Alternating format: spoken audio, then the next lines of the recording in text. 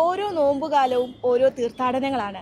ഇന്ന് നമ്മളോടൊപ്പം ചേരുന്നത് ചങ്ങനാശ്ശേരി അതിരൂപതയിലെ അയർക്കുന്നം ഇടവക അംഗമായ ഒരു അങ്കിളാണ്. നമുക്ക് അങ്കിളിനെ ഒന്ന് പരിചയപ്പെടാം. അങ്കിളെ പേരൊന്ന് പറയാമോ? എൻ്റെ പേര് മനു. കോണിക്കൽ എന്നാണ് വീട്ടുപേര്. അയർക്കുന്ന ഇടവകയാണ്.